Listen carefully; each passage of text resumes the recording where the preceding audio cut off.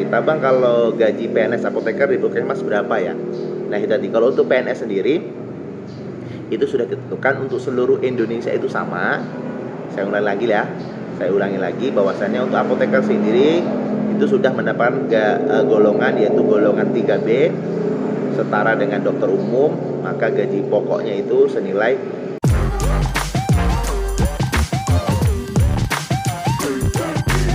Assalamualaikum warahmatullahi wabarakatuh. Teman-teman, kembali lagi ke channel Bambang Smedi. Tentunya di channel ini kita akan membahas tentang obat-obatan, tentang farmasi, tentang apotik, dan isu-isu terbaru terkait dunia kefarmasian. Oke teman-teman, pada video kali ini saya akan menjawab pertanyaan dari subscriber, pertanyaan dari kawan kita, yaitu kalau nama akunnya itu American Niga. Saya cantumkan di sini. Pertanyaannya waktu saya menjelaskan tentang berapa sih gaji apoteker. Nah, jadi di sini beliau bertanya, Bang, kalau gaji PNS apoteker di puskesmas berapa ya? Nah, ini menarik ya teman-teman.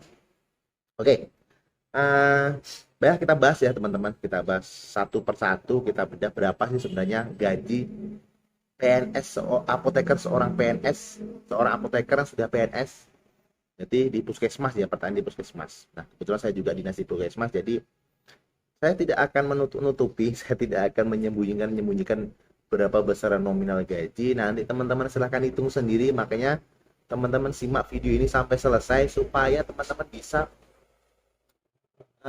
mengetahui yang sebenarnya. Oke. Perlu diketahui bahwasanya di sini PNS apoteker, tentunya perekrutan PNS untuk apoteker sendiri karena sudah profesi, maka apoteker itu akan mendapatkan golongan 3B.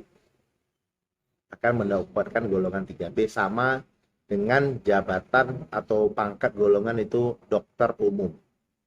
Itu untuk awal masuk sebagai seorang apoteker. Nah, nanti akan mendapatkan jabatan kalau di puskesmas berarti penanggung jawab kefarmasian puskesmas, akan mendapatkan pangkat golongan 3B, yaitu sebagai ahli apoteker pertama. Nah, perlu teman-teman ketahui bahwasanya di sini untuk gaji apoteker sendiri, gaji pokok itu sudah diatur dalam Perpres. Nah, nanti saya cantumkan juga di sini teman-teman, Perpres yang sudah ditandatangani oleh Presiden sendiri, dengan dan nominalnya itu sudah ditentukan untuk seorang apoteker itu sekitar 2.600 sekian ribu. Teman-teman bisa lihat sendiri di sini teman-teman ya. Ini untuk gaji seorang apoteker dengan golongan 3B di seluruh instansi sama. Di seluruh Indonesia pun sama. Maka gajinya, gapoknya itu sebesar 2.600 sekian, 80 sekian. Nanti teman-teman bisa lihat sendiri teman-teman ya. Nah, jadi apa yang membedakan, Bang? Nah, yang membedakan di sini adalah tunjangannya. Yang pertama, kalau seandainya teman-teman di sini seorang apoteker sudah memiliki istri atau apoteker yang sudah memiliki suami dan memiliki anak, dan itu masuk tanggungan ke kita, sebagai contoh saya memiliki tanggungan istri dan tanggungan satu orang anak, maka akan masuk ke tambahan gaji. Satu orangnya sekitar 150 sampai 200 ribu tambahan tunjangannya. Maka ini bisa dibulatkan, gajinya ini bisa sekitar hampir 3 jutaan. Karena 26 sekian ditambah 300 ribu sekitar 29 sekian. Nah, teman-teman perlu digarisbawahi teman-teman ya di sini. Pertama kali apoteker masuk di instansi pemerintahan sebagai pegawai negeri sipil, tidak semena-mena itu langsung mendapatkan gaji 100% atau tidak langsung mendapatkan gelar pegawai negeri sipil. Di sini awal dulu harus mendapatkan namanya calon pegawai negeri sipil atau CPNS. Nah, kapan sih waktunya CPNS itu bisa masuk diangkat APNS, Bang? Ini tergantung daerah masing-masing. Karena kemarin COVID, di kabupaten saya sendiri itu nyampe 2 tahun pas baru bisa pengangkatan menjadi seorang PNS. Ada juga yang 6 bulan, ada juga yang bahkan 3 bulan, 4 bulan setelah diangkat CPNS, maka dia akan langsung laksar, namanya latihan dasar, latihan dasar.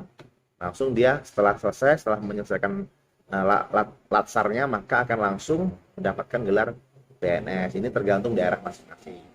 Kalau kembali lagi, kalau ditanya masalah gaji, ya itu tadi, gaji itu seluruh Indonesia itu sama.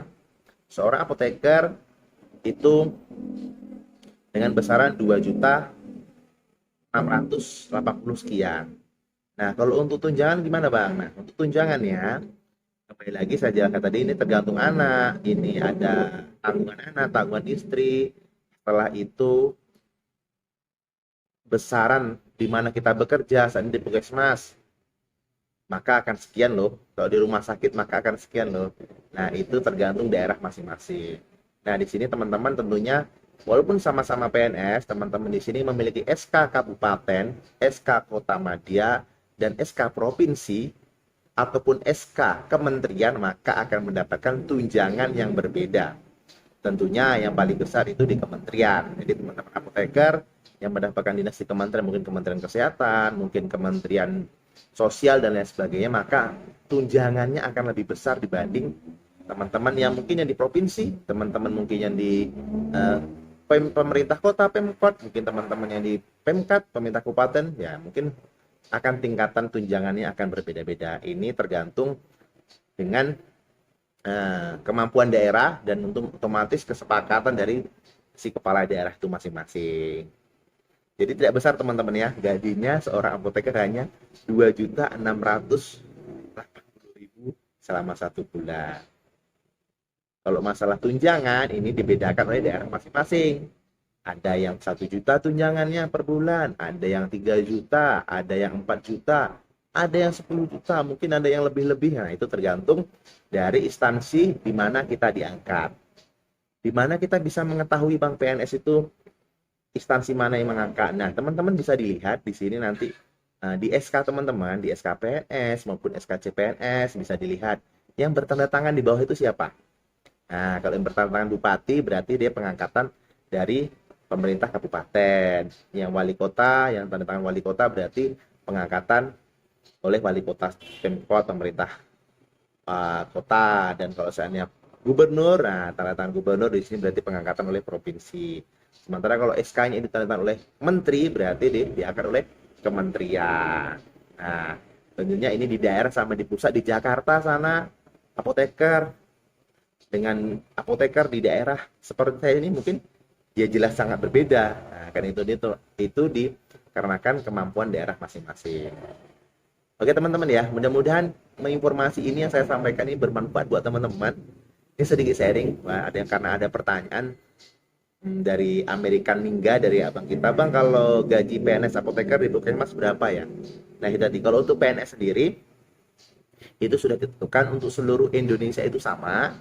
Saya ulangi lagi bahwasannya untuk apoteker sendiri itu sudah mendapatkan golongan, yaitu golongan 3B setara dengan dokter umum, maka gaji pokoknya itu senilai 2.680.000 sekian. Dan nanti untuk tambahan tunjangannya seperti tunjangan anak, tunjangan istri, mungkin tunjangan jabatan atau tunjangan fungsional, dan mungkin tunjangan daerah terpencil dan lain sebagainya, itu tergantung kebijakan daerah di mana kita diangkat. Kalau seandainya kita diangkat di kabupaten, kita diangkat di provinsi, kita diangkat di kota, maupun kita diangkat di kementerian, maka itu akan berbeda setiap instansi atau setiap pemerintahan yang mengangkat.